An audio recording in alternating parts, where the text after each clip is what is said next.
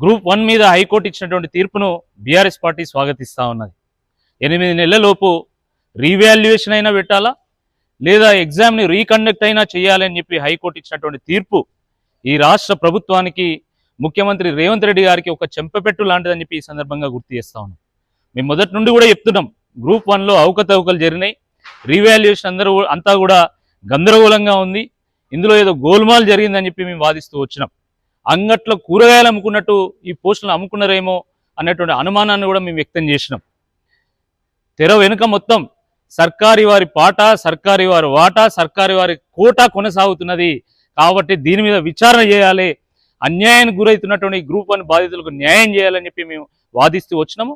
ఈరోజు హైకోర్టు తీర్పు చూసిన తర్వాత మా వాదననే హైకోర్టు సమర్థించిందని చెప్పి ఈ సందర్భంగా స్పష్టమవుతా ఉంది. ఆ రోజు మేము ఇందులో ఏదో గందరగోళం ఉందని చెప్పి మేము గట్టిగా వాదిస్తే మాకు టీజీపీఎస్సీ నోటీసులు ఇచ్చి మా గొంతు నొక్కేటువంటి ప్రయత్నం చేసింది. మరి ఇప్పుడు ఈ తీర్పు తర్వాత ఈ రాష్ట్ర ప్రభుత్వం, రేవంత్ రెడ్డి గారు, టీజీపీఎస్సీ మాకు కాదు నిరుద్యోగులకు ఏం సమాధానం చెప్తుంది, గ్రూప్ 1 బాధితులకు ఏం సమాధానం చెప్తుంది అని చెప్పి ఈ సందర్భంగా మేము ప్రశ్నిస్తా ఉన్నాము. ఇప్పటికైనా రాష్ట్ర ప్రభుత్వం జరిగినటువంటి తప్పుకు క్షమాపణ చెప్పాలి, ముక్కు నేలకు రాయాలి. రీవాల్యుయేషన్ కానీ రీఎగ్జామ్ కానీ కండక్ట్ చేయమని చెప్పి హైకోర్టు చెప్పింది కదా. ఎట్టి పరిస్థితుల్లో రీవాల్యుయేషన్కు బీఆర్ఎస్ పార్టీ ఒప్పుకోదు, నిరుద్యోగులు ఒప్పుకోరు. ఎందుకంటే టీజీపీఎస్సీ వ్యవహారం మీద ఎవరికి నమ్మకం లేదు, మీ వాల్యుయేషన్ మీద మాకు నమ్మకం లేదు. ఎందుకంటే వాల్యుయేషన్లో 100 రకాల తప్పులు జరిగినాయి.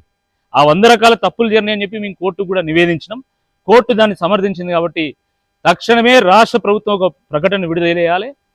మేము ఖచ్చితంగా రీమెయిన్స్ కండక్ట్ చేస్తాము, బాధితులకు న్యాయం చేస్తాము, నిరుద్యోగులకు భరోసా అందిస్తామని చెప్పి రాష్ట్ర ప్రభుత్వం, రేవంత్ రెడ్డి గారు ప్రకటన విడుదల చేయాల్సిందే ఈ సందర్భంగా బీఆర్ఎస్ పార్టీ డిమాండ్ చేస్తూ ఉన్నది.